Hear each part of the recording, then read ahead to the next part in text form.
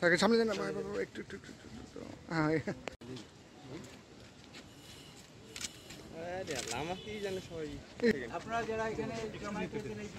আমরা শান্তিপূর্ণ সমাবেশ করছিলাম।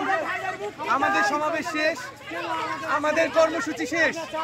আমাদের কর্মসূচি শেষ হওয়ার পরে স্যারদের কাছে আমরা অনুরোধ করলাম, স্যার আমাদের সেফটির দায়িত্ব আপনাদের, স্যার আমাদেরকে গেটের বাইরে পর্যন্ত নিয়ে যান, স্যার আমাদেরকে মুক্তি চাই, আমাদেরকে অটোতে উঠাই দেন, আমাদেরকে বাসায় পৌঁছানোর ব্যবস্থা করে দেন।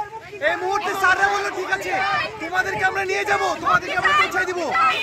আমাদেরকে পৌঁছে দেওয়ার কথা বলে আমরা যখনই ঘুরতে যাব, সিভিল ড্রেস পরে প্রশাসনের লোক এসে আমাকে হস্তে হস্তে করে আমাকে হাত দেয়, আমাকে টর্চার করে। তারা মনে হয় আমি যত শুনেছি আমার কানে এসে জুতা ছড়াইছে পুলিশের উপরে, তারপর হয়তো তারা একটু রিয়াক্ট করেছে, কিন্তু আমরা ওই সময় চলে এসেছি সাথে সাথে। জুতা ছড়া হয়েছে, আমি এটা কানে এসেছি আর কি, আমি শিওর না যে ছাত্রদের র্যালি শুরু হলে আমি ছিলাম, তারপরে র্যালি ঘুরে আসার পর যখন যে ইয়ে হয় ওই যে তখন আমরা সবাই এসেছি আর কি, এসে আমরা ওটাকেই করেছি আর কি, যে পুলিশদেরকে আলাদা করে দিই, ছাত্রদের আলাদা করে আমরা তাদেরকে নিরাপদে এই কালদা গেটে নিয়ে এসে তাদেরকে আমরা বের করে দিয়েছি আর কি। আমার ছাত্র হলে আমার দায়িত্ব আলাদা, যদি আমার বহির্গত হয়ে থাকে কারাই